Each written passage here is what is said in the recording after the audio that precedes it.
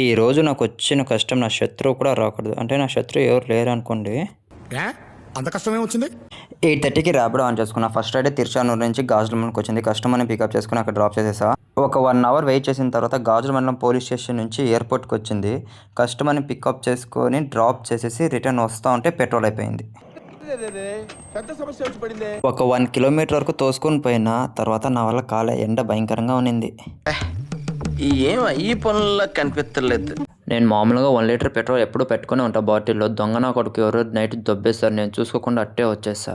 ఒక 30-40 మందిని లిఫ్ట్ అడిగి ఉంటా. ఒక్కరు కూడా లిఫ్ట్ ఇవ్వలేదు. ఒక 1 అవర్ 1.5 అవర్ ర్యాపిడో ట్రై చేస్తా ఉంటే అస్సలు యాక్సెప్ట్ చేయట్లేదు ఎవరు. ఒక అన్న అయితే యాక్సెప్ట్ చేసుకుని దేవుళ్ళలాగా వచ్చాడు. ఆ అన్ననే అప్ అండ్ డౌన్ చేసి అన్న నీకు డబుల్ అమౌంట్ ఇచ్చేస్తానంటే సరే అన్నారు. పెట్రోల్ అంతా వేసుకొని ఒక 2 అవర్స్ వెయిట్ చేస్తా ఉంటే రిటర్న్ రైడ్ పడలేదు. సరే అనుకుని తిరుపతికి వచ్చేస్తా. ఈరోజు ఏమో నా దరిద్రం. పొద్దున్నే నా మొహం నేనే చూసుకున్నట్టు ఉన్నా.